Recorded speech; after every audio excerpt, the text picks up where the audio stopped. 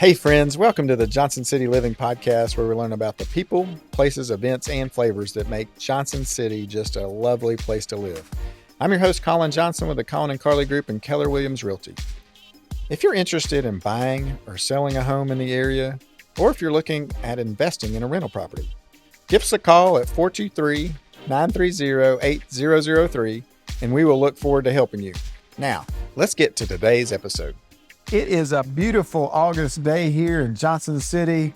There's tears streaming through the streets as school has started back.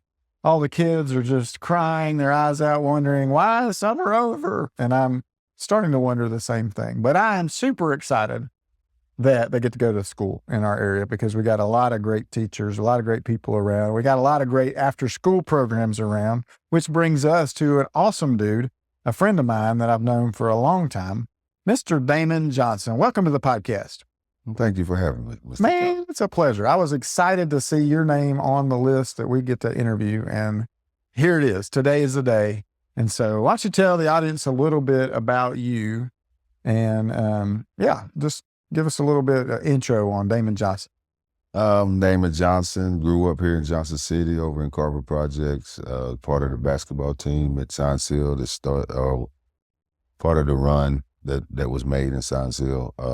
Went on and played at junior college and played at UT. Day after graduating UT, I went and had a 15-year professional career overseas, Iceland, Spain, Indonesia, Chile. Just was able to travel a little bit, see the world. Came back home. Yeah. I'm here back home in Johnson City, running LXI and helping the community as much as I can. I love it. I love it. Traveled all over the world, came back home because it's just awesome. It's just awesome. All right, Johnson City Living, Johnson City. What is your favorite thing about Johnson City? It's close to a lot of different places you can get to. Yeah, centrally located. Centrally located. I love the fact that we have lakes. You can go to the lake. You can do almost anything. Yeah. So I just love that about it. When I was younger, I stayed in my community. I didn't really go outside my community a lot. Didn't understand how valuable this was with land and just the opportunity that you have. But going to the lake, going hiking, there's some beautiful things out there. You see God for sure. Yeah. So you lived all over the world. What was one of the favorite places you lived? Love Iceland. Playing basketball. Love Iceland. Iceland? Yeah. Unique place. It's all just natural, nothing man-made really, just naturally made. But my favorite place to live was probably Spain. Spain. Yeah. That's cool. Where were you in Spain? All over. All over? Yeah, I probably played 8 years and I lived in 8 different cities. Oh, wow. Yeah. That's fun. Loved it. How big, I'm just curious because I don't know the international professional basketball realm.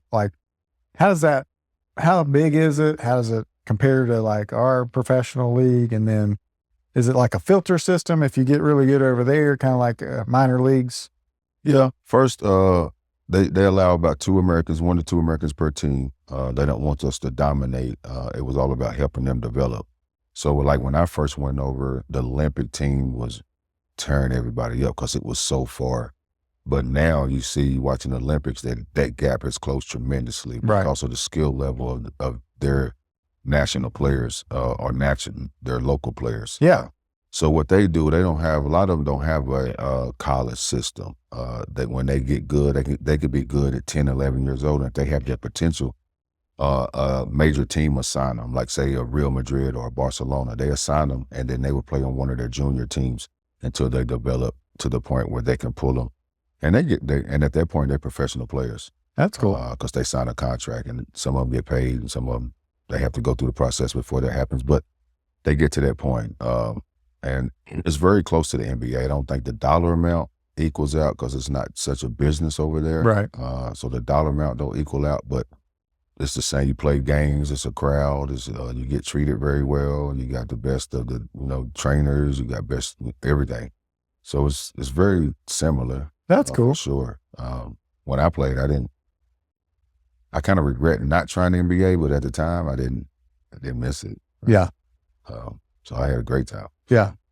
And you played here at Science Hill when you guys won the state, right? I was on the team. You were on the team. I was on the team. Oh, here we go. I didn't play a lot, but I was on the team that year. Hey, somebody's got to, somebody's got to ride the carry bench. the bag. Got to keep that bench warm, baby. Yeah, somebody got to cheer, right? Just got to cheer. But then you went to UT and played, right? Yeah. From Science Hill, I went to junior college at Hawaii, played 2 years. And that's where I really made a difference and changed into a point guard. But then when I went to Tennessee, I switched positions again. But I played 2 years at Tennessee. I was starter for 2 years. How fun was that? It was fun. It wasn't fun losing games because that was the first time in my life that we lost a lot. Oh, okay. That wasn't fun. But being there on campus and being on UT with Peyton Manning and Leonard Little, Al Wilson, we all knew each other and hung out a lot. So that was it was unbelievable. Going to football games and knowing guys. And then watching them go have pro careers was pretty cool. That is cool. Mm-hmm. That's super cool. Yeah. I got one down there right now. He's a senior this year. So, yeah. That's like Johnson City. We have a crew that goes down there. Yeah, we do. Like there's an army of people that go down to Knoxville every game.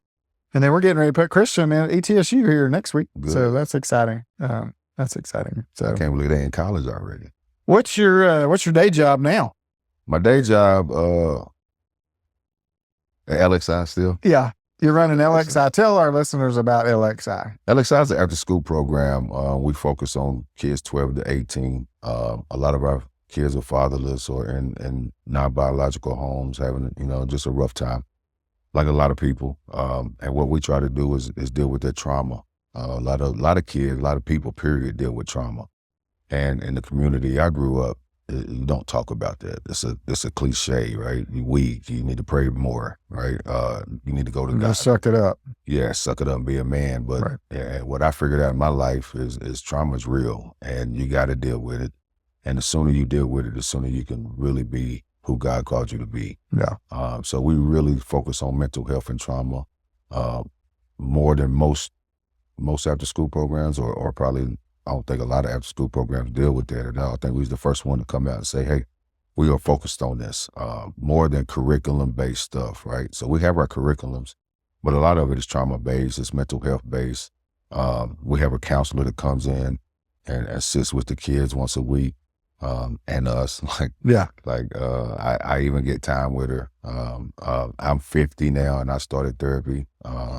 So I really, really push this in the community and amongst the people that I'm around, because I think it's really big. I think it hurts our community in a tremendous way. Yeah. Mm-hmm. That's cool. So LXI is that's what we do. So we deal with a lot of that. Talk about the origin story of LXI.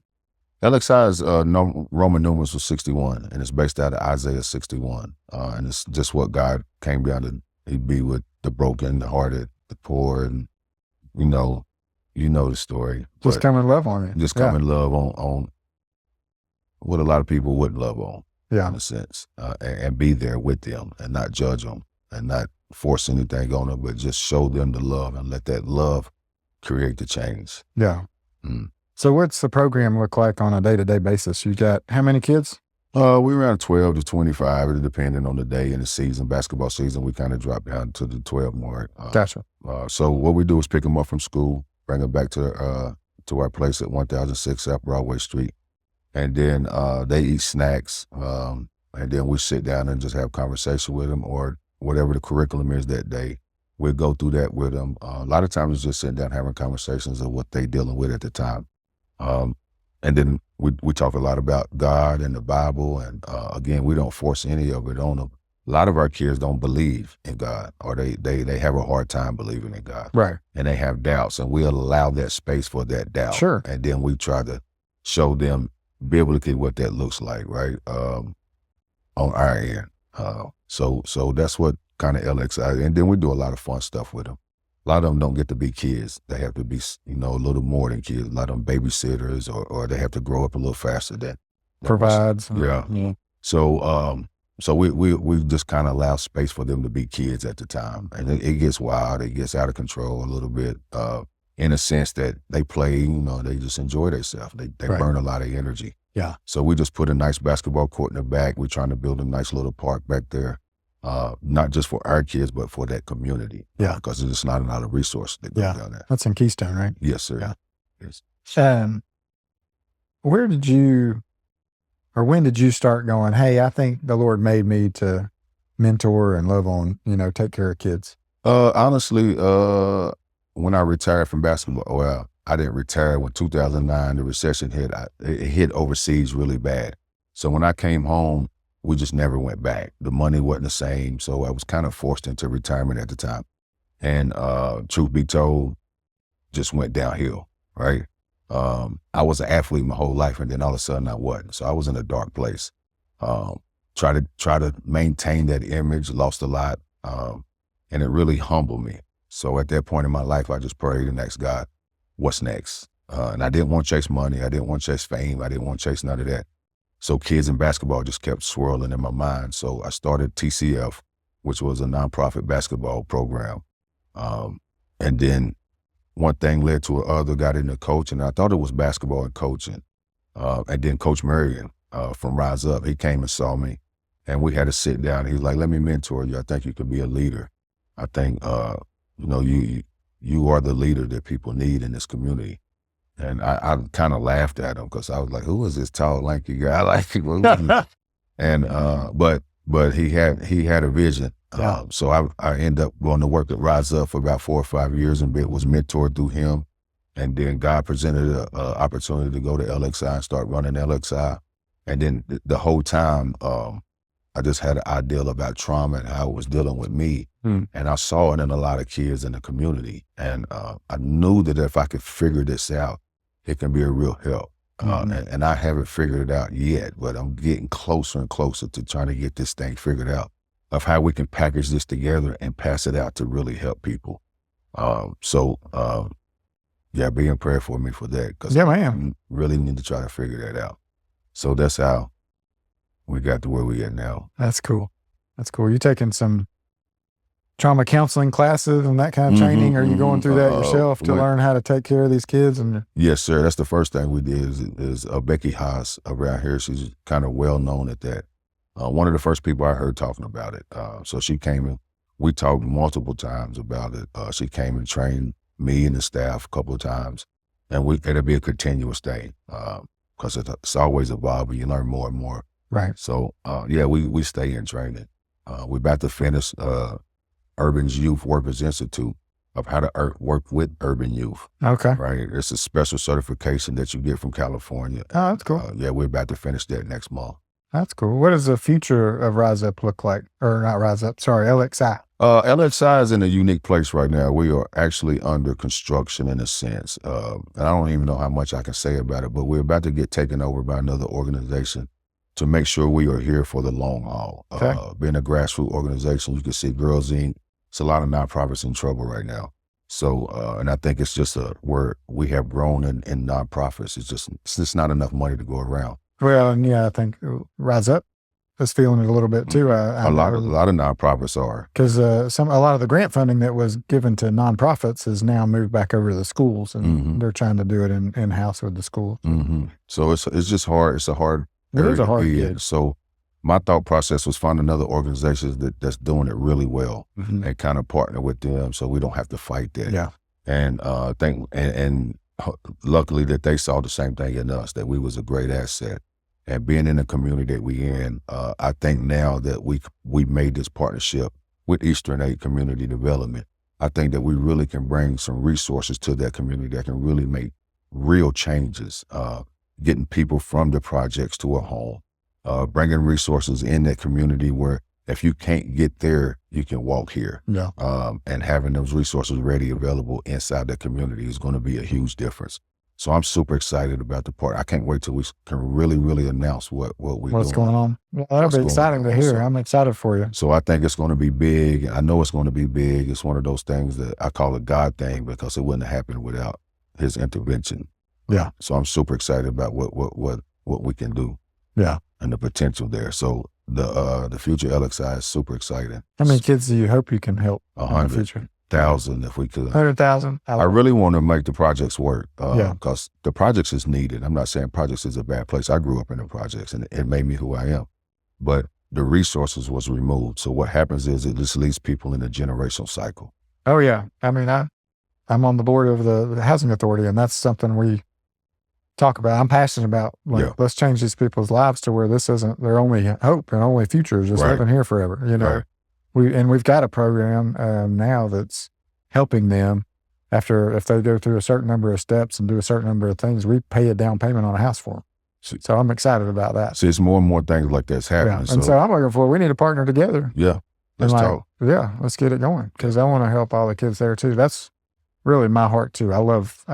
But I know Eastern Aid and the Housing Authority, they work very closely with it. So they might already be in it. Yeah, we can. Yeah, we just need to probably get together and have a little chat. But see, that's what I mean. So it's like that type of stuff. That collaboration happening. Yeah. So we really can help folks now. Yeah, for sure. Yeah, and I know Randy at Coalition's doing a lot too. So he does real good with it. It's cool that we've got a lot of organizations that are wanting to pursue our kids locally and help them. You know, I think that's where you start looking back, you know, in 20 years where these programs have started 20, 30 years ago. And what does that look like? We're starting to see Rise Up kids, you know, having kids that are coming back to Rise Up and watching their lives being changed. And it's really cool, you know, and so it'll be cool to watch LXI kids coming through and seeing how, you know, your mentoring and impact on them changed their life. And then it changed their kids' lives. And then those kids went and changed people's lives. And it's just, you know, discipleship is the model, right? It's the model. Jesus knew what he was doing, right? He knows what he's doing. He knew what he was doing then. He knows what he's doing today. So it's really good. It's really good. What do you like to do for fun when you're in Johnson City? Play golf. You play golf? I love golf. Really? What's your handicap? 7. Ooh, let's go. I like it. Where do you like to play? Wherever I can. Wherever you can? Yeah, wherever they let me. All right. I like this. I didn't know you were a golfer. I'm an avid golfer. I am a golfer. Yeah. I like it. I just see you rolling around town with your dog a lot. On my Segway, yeah. People look at me like I'm an alien, too. I'll tell you what's funny, though. Like, who's that high roller on a Segway with, like, the cool dog running around? New York City or something. I don't know. Like I'm just an alien. But it's what's funny is my dog is more popular around here than I am. Well, I mean, I get it. I get it, right? Way prettier, for sure. Yeah. Easier to get along with. Yeah. So tell me some, like, you know, everybody's got a story, right? And how did you one get started in basketball? Like, what led you towards, like, just because you're super tall and no, right. I wasn't. How did you get going? And then it was what we was doing in the community. So if you didn't play basketball, you wasn't. You just sat at home and did it. Yeah, it was the oddball, right? So it was no choice. Right. And all of my friends played, and we started on the monkey bars. Yeah. Before we could play on the rim. So he was playing on the monkey bars. Shoot through the hole. Yeah, just one thing led to another, and then Jordan came around and it just went nuts. So we all wanted to be like Jordan or somebody in the NBA. So we all worked and we all played, and it was just a thing to do. And, you know, you just did it. And the thing about me was I was really just a below average player until like 10th grade. Between my 10th grade, the summer of my 10th grade year and my junior year, I grew from like 5'10" to 6'3". Isn't that crazy? It was, all I did was eat and sleep. My mama probably took me to the doctor. She was like, something wrong with him. All he do is sleep. Like, because you're growing. Growth. I had a real growth spurt. Yeah. So I went back to school, and even the coaches like, who are you? Where you come from? It's me, Coach. It's Damon. Yeah. Like, I don't know you. I don't know what you're talking about. They was like, Damon. So, and then I had to catch my coordination. Right. I remember those days. My dad I would be at dinner and knock over glass every night because I would think it would be here. My arm's twice as long as it was. So trying to play basketball, it was. And your knees, oh man, my knees used to hurt growing. Yeah. I averaged like 5 turnovers, 10 turnovers. He can't dribble because my arm, I couldn't catch it, couldn't pass. But yeah. And so from there, it just I became really competitive. And then the odd thing was around 88, Uncle Melvin, I don't know if y'all know, but Uncle Melvin was very, very impactful in our community. And after my dad died, I was around 10, 11 when my dad passed. So after he passed, Uncle Melvin took me under his wing.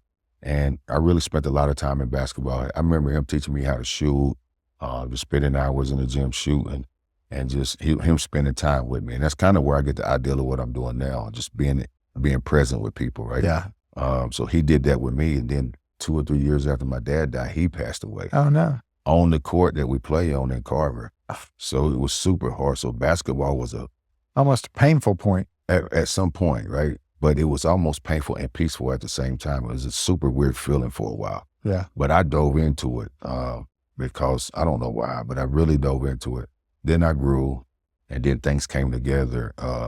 When I was in JUCO, they really, really came together. They just started to come together when I was a senior. And then going to JUCO, they really came together. Then they just started flourishing after that.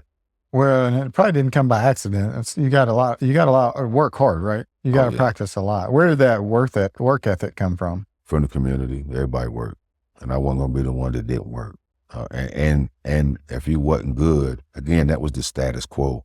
So that's how you made your status. You had street credit. Yeah, so street cred. Yeah, so we all needed it. So we all wanted it. So you just try to climb the ladder to get to that point. So once I grew, I knew, all right, it's just a matter of time, because I could do what everybody else did, but I was just a little bigger, a little stronger. So it was just, and then I learned how to shoot, and it was, confidence was just nuts after that. Yeah. That's fun. It is. Yeah. Yeah. It's almost like golf when you know how to hit the ball. Oh man. When you hit a ball, when you pure it and you didn't even feel like you're hitting it, you're just like, it's gone. Pull the same with the shot. You just let it go, and as soon as you let it go, you're like, walk. That's why they turn around and walk, because they know it's in. Yeah, and you're like, why don't you follow your shot? And they're like, no, it's good. I don't need to. Mm-hmm. But then there's a lot of times I'm like, why don't y'all are following your shot, because you're missing everything. So when you're not playing golf, you probably have to eat somewhere. Where do you love eating around Johnson City? Tell our listeners some of your highlights that you like. I like the German restaurant down here. Oh yeah, Freiburg's. Love Freiburg's, love Project Barbecue. Mm-hmm. Those guys, they've been on the podcast. Like last year, I need to get them back on here. Yeah, Project Barbecue is so good. Yeah, they had something yesterday French toast. Oh my gosh. Delicious. Yes. It's not real healthy over there. No, but it's good. But it's so good. I like downtown. Yeah, you live downtown, right? Yeah, I live down so here. You're a downtown guy. A lot of eating places down here. Yeah. You can name a bunch of them. I like all of them. I travel the world, so I just like good food. Yeah. Mm-hmm. Yeah. Describe downtown for our audience, just so they can kind of get a feel for it if they haven't been here before. Downtown is vibrant, it's growing, totally different than 5 years ago, actually. And with the connection they're making to ETSU with the football going on, this is going to be a real live place. You better get down now, because if you don't, it'll be too late too expensive. Way more expensive later, because it'll just be the place to be. Right. I'm down here just in a little loft, and I kind of like it, but I don't. Because I'm 50 now, right? But it's super cool. A lot of places you can just go hang out. It reminds me of being overseas, and I think that's why I enjoy it. Yeah, kind of feels like a big city, even though it's really not tight. But you can go hang out. You can sit outside, watch people. I love people watching, so you can watch people. You can see beautiful views, ton of breweries, right? So you can go hang out and chill out and play games with the fans. A lot of family-oriented places. Mm-hmm. And that's what I like seeing. Again, it reminds me of being in Spain, very family-oriented. So you got a couple parks now with Founders Park and the park. King Commons. So a lot of places to hang out and be with family. You see a lot of kids, a lot of, just. There's always something going on. You got the farmer's market right here too. And like the breweries you said. Which one of your favorite breweries in downtown? Not really, none of them. None of my favorite. I don't drink a ton. Yeah. Right? But overall, there are a lot of, they super cool places. I like put out some good stuff. Burger and Barrel over here. That's a cool spot to hang out. I haven't been to their little beer garden outside. White Duck. White Duck is so good. Mm-hmm. All of them got their own little unique things. Yeah. So that's what I like about it. Yeah. So you can go to White Duck and get that, and you can go to Burger Barrel and get that, and you can go around the corner to Tennessee Whiskey and get something. That's true. So I like it. Yeah. Then the rooftop is nice. Oh yeah, at Watauga. They just reopened that, I think, and I think their new restaurant's called Courses, maybe. I think something like that. So one of my neighbors who was on the podcast last week, she did it. She said it was fantastic. Yeah, super cool. Yeah, super cool stuff. What would be some advice maybe that you could give to somebody who's maybe listening, who's starting a nonprofit or wants to mentor kids? What would be some advice you may pass on to those guys? I would Gals. say look in your community for somebody that's doing the same thing. I would not try to start something that's already there. That's one of the issues that we are having. People just starting something that's already there instead of helping that person build what's there. So I would say look for that first. Look for somebody in the community that's doing what you're doing, or that you can add to them and make them better. Yeah. And then eventually, if it needed to, create your own nonprofit. Right. But I would say look for that first, and then if you can't find that, just go through the proper steps and make it official, and then just go to work and be prepared to fail. Yeah. Because you will fail, and that's how you learn. Yeah. Don't beat yourself up for failure. Failure is just a way of learning. Right. So take that and grow. Right. You don't make all the shots you shoot, right? No, you better not. But I forget which one, how Michael was saying, he was like, I've missed umpteen million shots, but because I missed those, I made some really important ones, because you also have to take a shot. I missed 10,000 shots in practice just to make those 10 game winners. Yeah. And so, you don't be afraid to take the shot. Like if you're feeling called to do this, right? That's the Lord prompting you and pricking your heart to do it. You should follow through with that. And I tell you, you don't have control anyway. If you're a Christian and you believe in God, you really ain't in control anyway. He's already planned that out for you. So he's just pushing you and nudging you to go ahead. And a lot of times when something comes up, it's going to be fearful. Right? You're going to have a lot of doubt. And that's the enemy talking to you. Right? Yeah. It's what he's trying to stop. So if you can fight through that, which is hard as humans, right? Like I'm sitting here talking like that's easy, but with LXI, that was super difficult, right? I had no idea how to run a nonprofit. None. I'm an athlete, right? Things have been done for me my whole life. You watched it a little while. A little, but I didn't know, no, I did not know. It's different when you sit. It's different when you're the man. Right. That's right. But he has prepared me, or he has made a way for me. So I think he'll do it for anybody that loves him. Yeah. Or follow his ways, right? Yeah. So I think, just like you said, just go after it and be prepared to fail, and don't be scared, because it's a fun ride. Right. You have a lot of God stories, I tell you that. Right. You have a lot of God stories, because you'll see him go to work. Yeah. When you take yourself out of the driver's seat. What's one of those stories you could share with our listeners? Well, with LXI, I mean, we was days away from closing, honestly, literally days away from closing, weeks away from closing. And then a partnership happened, and this, being in business, you don't make partnership happen in weeks. Don't happen like that. Right. But it did, right? On paper, it's not possible, right? But it is. It's happening. This is a real thing, and it's going down right now. So that's a story. We have several stories of kids. We have one kid who had 2 deaths in her family, an aunt and a sister, very, very close family. And she was going down a bad path, right? Just like most teenagers.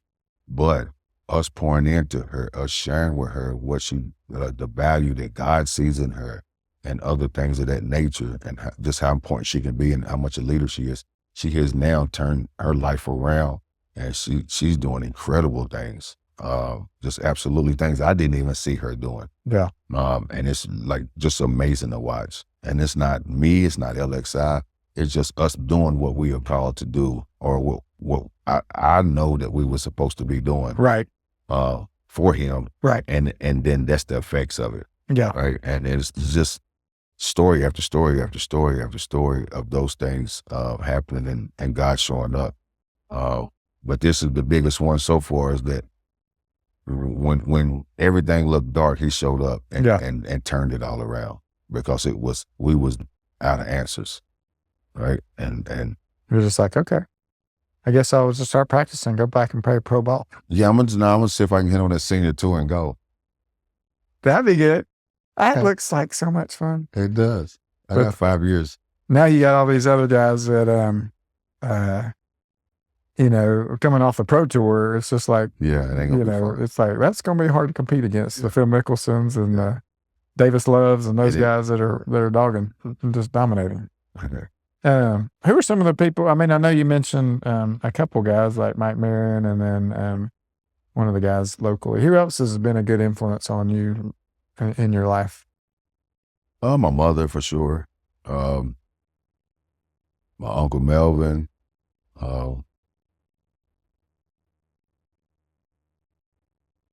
There's a lot of people in the community. I hate to start naming names because if I miss somebody, Right. it's You just don't wanna leave them like out, it's but so yeah. many that just it's hard to name because it wasn't just one, right? Every chapter in my life, somebody stepped in. I remember I was going through a rough time with my daughter, not my daughter, but anyway, when I was younger, and a gentleman, I just ran into his house and started crying.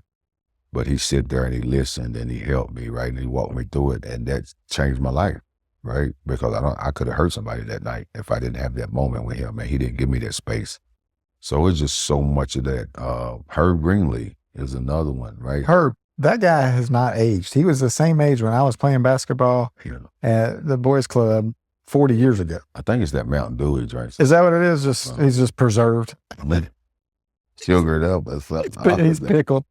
I mean, like literally, I looked at him the other day. I was like, yeah, you haven't aged at all. It looks insane. Yeah. Identical. He'd probably say he looks a little older, but but he was an influence too, because he, without Carver and without him bringing some tough direction down there, it would have went sideways. So he gave us that space. He was doing amazing things down there for not just Carver, but the whole Johnson City. Yeah. So again, I can keep naming names for a long time, but there's so many in this community and beyond. Like, it's people overseas that took me in. Well, and a big part about our area, I feel like, is everybody does have that helping spirit, right? I mean, we just love the people and we want to help them no matter who it is or what they need. And that's just kind of what, is what makes Johnson City one of those special places in the world. Yeah. And I'm glad you're hearing it in other places. Where were some other places across the world where you were like, I felt loved and, all over. All over? Yeah. And it was totally different. Like, it was almost like I hate to say like a zoo animal or something like that, but that's the kind of sense of, like, we walked in a place, it was like everybody. Like, that guy's a little different. Yeah. He's super tall. And he's black. Like, they don't see black Americans like over there, right? He's a super tall black guy. Yeah, so it's so weird. Like, I got a funny story about Iceland I tell people, and this is God's honest truth. One of my first years over there, my first year, we went to a remote place where they had an athletic, where they taught people how to be PE teachers. So it was in a remote place, like kind of going to Mountain City in a sense, right? So we up there training for a week or two, and then we snuck out to go to this. It was only one bar. I don't know what we were doing. Like, everybody knew who we were. So we snuck out to go to this bar, and in this bar, it wasn't too much bigger than where we in, but it was some old ladies sitting in the corner. And the moment I walked in, these ladies just eye locked on me, right? And so it was funny at first, right? So an hour went by, 2 hours went by, and they still, they have not stopped looking at me. Now I'm uncomfortable. Right. So the Icelandic guys, they laughing, they cracking, they making jokes, like, they didn't want to making jokes. So it got so uncomfortable that I went over and tried to talk to them, but they don't speak English, right? A lot of people in Iceland do, but in this remote area, they didn't. So a couple of my basketball friends came over, or teammates came over, and they started translating, right? And they cracking up. And I'm like, right, bro, this is not funny. I'm about to get mad. Right. You got to, because I don't even know what's going on. I don't understand y'all. Again, this is my first time out of the country. So they end up saying, all right, man, listen, I got to tell you this, but you're not going to believe it. She's like, she wants to touch you. I'm like, for what? Like, why? She like, they don't believe. She like, I think they don't believe that you black. And so they were like, her hand was like this the whole time, and she's looking at me like this. Oh, well, like got her hands the whole time. Yeah, she's like this. Like, you're like, and I'm like, what's wrong? So I put my hand out. She rubbed me, and she looked at her hand. She rubbed me and looked at her hand. Like waiting for it to come off. Yeah. She looked at me, and she just started talking in Icelandic, and they cracking up. And I'm like, this cannot be real right now. Like, and they've never seen black people. She never saw a black person. I was the first black person she saw. And she was in total amazement. That's hilarious. She was just like she was just amazed. That's hilarious. Yeah, it was unbelievable. Oh my gosh. Yeah, you've probably gotten some interesting situations, I'm sure, all over the place. Yeah. That's funny. That's funny. What's something I should have asked you that I didn't? Or something, we can keep talking. What do you want to talk about? I don't know. Tell me something. I'm thinking, so let's talk about the kids in Johnson City. Like, I know you said you to help a lot of the ones with trauma. What would you, like, if you were like, okay, I'm going to make after school programs the best they can be, what does that look like in your mind? Like for just, because I feel like there are a lot of kids who are out there going to regular school and probably would love to have some mentoring in after school programs, but it's just not, they check out of school and they go home and they do their homework and go on, I say for me, tackling the trauma piece. Yeah. And that it goes across the board. It ain't just Black. That's not personal. You're like, it's just across the board. The nation deals with that. Yeah. Right. We all, especially after COVID. Yeah. A lot of us been traumatized, right? And you think about a kid who's living at home with a parent that's an addict, right? What kind of trauma they deal with? Yeah. Or we don't know what people deal with. Honestly, like it can go a million different ways. So I think if we could deal, or if I could deal with the trauma, it will start the process of healing. I don't think we can heal people at LXI. I'm not the healer, but we can start the process of where you can get that. And I've seen that happen in LXI already. In my short tenure there in 3 or 4 years, we've seen kids go from one spectrum to a totally different spectrum. Not believing in God to talking about God. Well, and I was going to say, what part of the healing process do you feel like the Lord is involved in? I mean, like how much of percentage, right? And so I'm wondering, for people who aren't believers, who've dealt with trauma, how do they get through that, without the Lord? I don't know. You gotta find somebody trusted that you could talk to. Yeah. Obviously a therapist, somebody paid to do that, that knows what they're doing. It's almost like getting a coach. Yeah. Right? When I wasn't good at basketball, I can't go myself and teach myself. I teach myself bad habits. Why do that when I can go to somebody who's already experienced and know what they're doing? They can look at me in 2 minutes and say, all right, here's what you need to do. Yeah. Right. Here's how you navigate this. Yeah. Right. And I think that's what needs to be done. In that sense, because find somebody, because you don't know, like I don't, like as being a new executive director, I had to find ways to understand how to do that. I didn't know. I could have figured it out and failed, and I did, right, a lot of times. But at the same time, I learned a lot too of how to be an ED. So now I'm a lot more equipped because I reached out to people. I think I reached out to you one time about organization because I was struggling with organization. Yeah. So a lot of people would be embarrassed with that, but that's how you learn. That's how you do it. We all got shortcomings and we all got faults and we all think we got to get better at. No, and it's like, I think I always like get excited when people are asking me stuff, I'm like, oh, how can I help you? I mean, like I love to help people. That's just like, it brings me so much joy. It brings, I think, anybody joy, that's, we're created to give and love and take care of and just promote, the kingdom and the Lord, right? And so if somebody's asking for help, you got to, it's a blessing to be able to pass it on. For sure. And I just think that's the first thing. Find somebody to talk to. If you can't go to a therapist, find you a support system that not going to back you for everything you say, but sometimes challenge you on what you say. And don't be afraid to go and ask for help. No. Yeah. No. I think that's part of it. We like to hide. We feel like it's our fault sometimes or whatever. I mean, luckily I had a great childhood. But yeah, I can see people saying, oh, I need to, I need to suck it up. I need to just bury it, push it down. It'll go away. I dealt with that coming out of basketball. I lost a lot of money coming out of it, especially in the recession. I did. And I wish I can go back now to that point and start asking for help when I saw the downslide coming, right? I could have got help and got out of that. Yeah. But I was stuck in, I can't tell, I got to fix this. I got my pride. And I watched it all go downhill, right? So, yeah, I totally get that. And being fearful, and that's what I mean by trauma, though. Like, that's part of being traumatized, right? So if you could fix that, right, then what blocked, because I started asking myself, what blocked me from asking for help? Right. Then you start digging into some stuff. So, why? What am I afraid of? What am I really of? Right. So it was pride. And okay, why you got some? Well, because I need to be the man. Why do I need to be the man? Right. And you just keep digging and keep digging until you get to that answer. Until you get to that answer, and then you're like, oh, okay. And then you got to go get help of getting that out. Yeah. Let's say some people listening want to connect with you, maybe learn more about Rise Up, maybe support Rise Up. What are some good ways for people? Or LXI. Or they can support Rise Up. Why I keep saying Rise Up? Sorry. Because it's connection. I've got it in my brain. Yeah. So LXI, we need support at Rise Up too, but how can our listeners connect with you? Social media, we movelxi.com. Our website is movelxi.com. My email is DAMON @movelxi.com. So you can reach out in any of those capacities, and we'll get back with you. There you go. We'll send them your or just come by 1006 South Broadway. Come by.